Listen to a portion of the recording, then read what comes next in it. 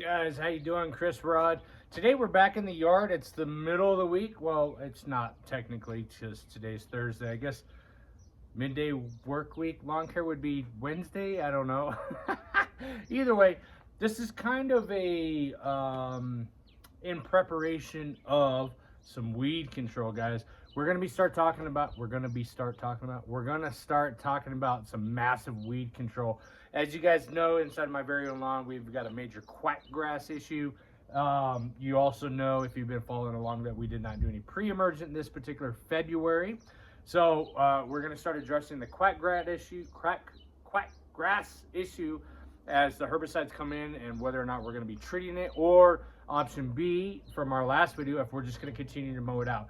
I've already got the lawn mowed down. I just got through doing that. I know you guys get tired of watching my mowing videos, so we took care of that. Today we're going to be doing a couple different applications. We're not doing herbicide applications, but this is the start of a continued conversation and effort of how you should be treating your lawn if you have weeds. Okay, what we are putting down today, though, is some good old fertilizer, and I've got a combination of some 2100 and Humichar. Okay, Humichar, again, is a byproduct of biochar and humic acid. I love humic acid, and I love me some biochar. Why? Because we're in the desert, and you know, in the desert environment, unlike Dubai right now, we like to conserve our water. Okay, and the way that we do that is by implementing humic acid into the soil system. And I guarantee you this, quote unquote, I want to key phrase it, but Mr. Pete Denning over in North Carolina, maybe South Carolina, get your dirt right. If you take care of the soil, if you just focus on the soil, you will always have the greenest lawn on the block. And what I mean by that is by adding this humichar. Okay, the humic acid helps increase a multitude of things. All right, it makes nutrients inside of your plant system readily available for the plant to uptake. Okay, it enhances the humate layer within all the land ever, especially inside your lawn area.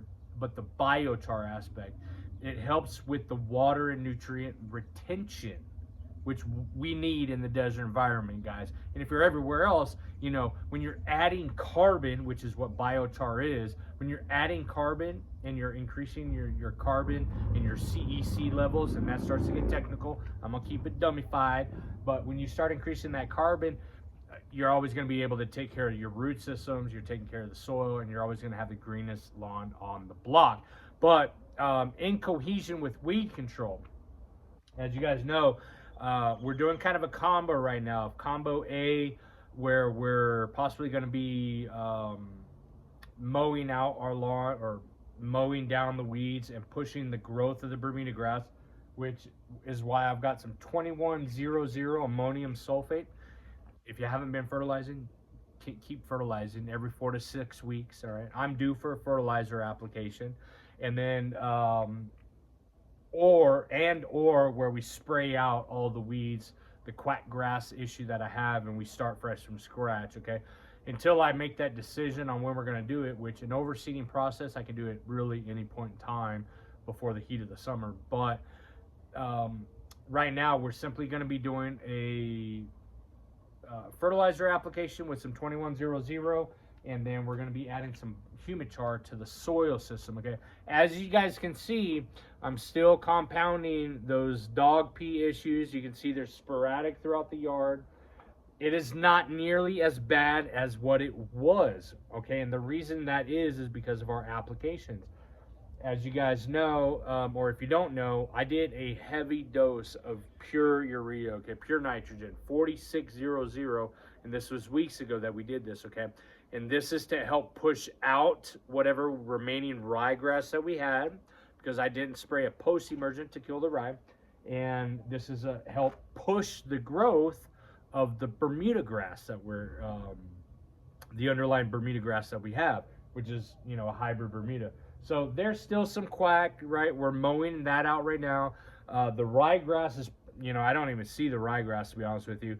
And then what we're really compounding now is not only the quack grass, we're mowing it out, okay, but we're pushing fertility so that the upgrowth of that grass continues to grow, but we chop it off with the frequent mowing. And then the dog pea spots, okay, that killed off the rye, which is all the little spots you see everywhere. We're promoting the lateral spread of the rye grass, of the Bermuda grass, to take over and fill in all those areas. Now, here's my goal. Today's Thursday. My birthday is next week, okay, on the 22nd. Don't tell nobody. Just be quiet about it. My birthday weekend, I am wanting some nice green grass. Now, other than the dog pea spots, when we get up close and personal, from a distance, it don't look that bad, okay?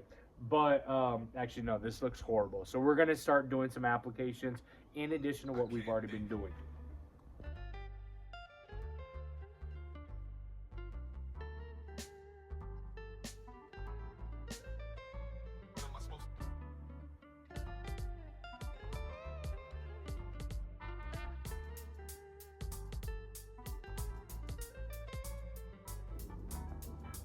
All right, welcome back. So we are continuing with our applications, okay? And so we've done a humic acid and biochar, and we've done a 2100 ammonium sulfate, okay? And the reason why I use that is because we have sandy soil systems in El Paso primarily. Two, where we were in the process of lowering our pH. Can you lower it even more? Yeah. You only want to do it to a certain extent though, otherwise then you start to become acidic. Okay, then you need to raise the pH, but we're still in that range where we can lower it just a tad bit more. So we're going to stick with the 2100 today, which we've done. We got all that down. Now is our opportunity to take it to the next level. And what am I talking about in regards to the next level? You go to Home Depots, you go to Lowe's, you order a fertilizer off the internet somewhere, and you get that product, and you know that it's got some nitrogen, phosphorus, and potassium in it, right? Or you get a soil test back, and it tells you some recommendations on what to apply as far as fertilizer. Inside of that soil analysis of sometimes, and again, on my soil analysis, I didn't need to add any macronutrients. I was sufficient across the board. My pH is fine. This is before I added anything, guys. And sometimes you may experience this when you get a soil test back, right?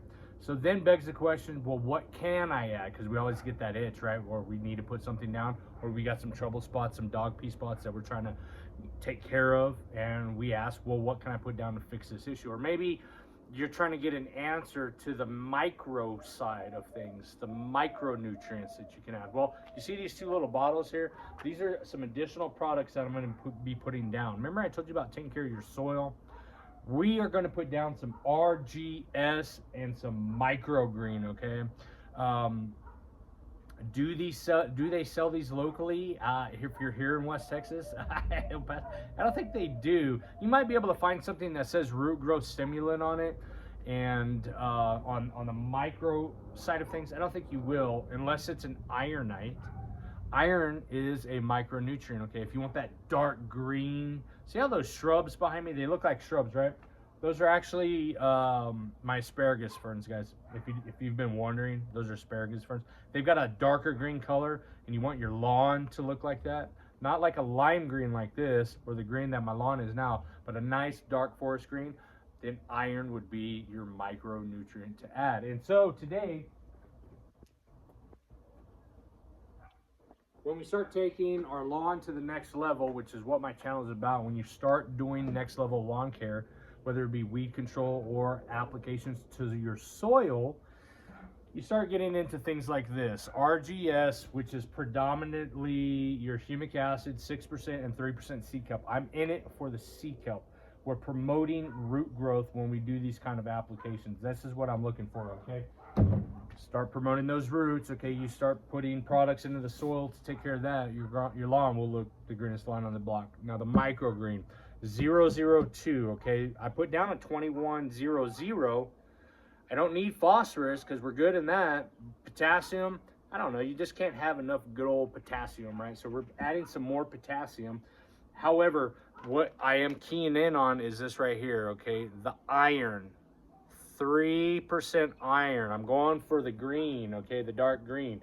Outside of that, it's got some zinc, manganese, copper, sulfur, which I really don't need, but it's okay because we're gonna leach it out with our watering to get that iron into the soil system. Okay, guys. Application rates are on the bottle. If you need help finding them, I'll put a link in the description to make things easy as possible for you guys. All we did was mix the appropriate ounces in a little knuckle buster here, and we're going to go and spray down the lawn. We're also going to simultaneously water in the 2100 and the Humichar. What more could you ask for?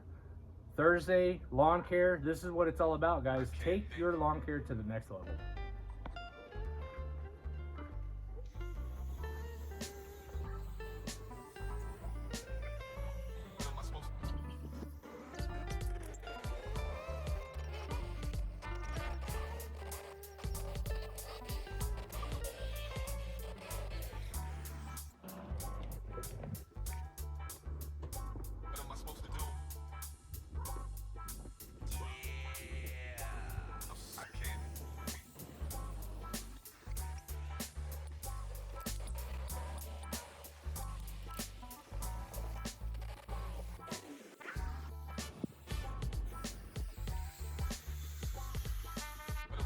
Guys, so that's all for today. Really quick, middle of the week lawn care video. Again, we did a couple different things. We did some Humichar applications. We put down our next fertilizer application. We did some root growth stimulant, and we did some micronutrient to get that iron dose that lacks in my soil test, right? So these are the things that you should be doing during your April lawn care to prepare your lawn for the heat of the summer. Today we got up into the high 80s. We got 190-degree temperature, so we're ever encroaching. So you have to start implementing some of these applications to prepare your lawn for the heat of the summer. Now, I know this video, I touched base about weed control, okay? Keep in mind that we're dealing with a quack grass. We got a weed, a major invasive weed issue inside of our lawn, and I gave you guys the option last week. Excuse me. We wanted to do one of two things. I asked you guys for your opinions, whether we should continue to mow it out or spray it all, decimate with a non-selective herbicide, and start fresh from an overseeding process, an actual lawn renovation. Okay, now a majority of the feedback has been to go ahead and just continue to mow it out. I guess y'all don't want to see me do a full lawn renovation. I've got some other videos where we do seeding and sod jobs where I may allocate that. To do a full renovation, that's some work, guys. That's some serious work. But y'all stay tuned, because this is part of the weed control series I'm going to be doing. When you are dealing with weeds inside your lawn, which a majority of El Paso is dealing with right now, and you've got a lawn that you're working with, keep mowing it low. That way the Bermuda takes over where the weeds are. If you do a herbicide application, keep in mind the rules and regulations when it comes to herbicide applications, okay? When you're treating a property or you're treating your own lawn for weeds, okay, typically you don't want to treat for weeds on the same day that you mow. Now, on some recommended labels or labels of the herbicides, it will tell you to actually not mow 24 hours or 48 hours before, after an application. Now, from my perspective, when we're dealing with our clients, sometimes we don't get to the property and we don't know when they mowed. So if we're there to spray for weeds, we're going to spray for weeds. The way that a herbicide works, like in my scenario where we got quack grass, if you've got leaf tissue, little leaves everywhere, and I accidentally sprayed some of that Humichar, that RGS and humic acid, it squirted out when I was turning it on. The way that a herbicide works is that you need the leaf tissue of a weed for that herbicide to be put on. If there's no weed leaf tissue and you go and you mow it all down like I did today, and you do a herbicide application, if there's no weed leaf tissue, that herbicide ain't gonna do its job, man. It ain't gonna soak in, because this is what soaks in the herbicide into the plant down to the root system, okay? Understand this. So don't mow the day you're gonna do a herbicide. Mow or don't mow, do your application, okay, and give it a time period before you do your next mowing cycle. Now, can you mow and do a fertilizer application? Yeah, mow and then do your fertilizer. Just don't do the mowing and the herbicide on the same day, okay? You need that leaf tissue to go ahead and spray and treat your weeds, guys. But stay tuned, because I got a series, another video coming out where you can kill weeds in 15 minutes. Stay tuned. If you haven't already subscribed, click the link below and hit that bell notification so when we do these updated videos, you guys are in tune with the newest, hottest. It's hot in El Paso. Stay tuned for lawn care videos, guys. Ciao.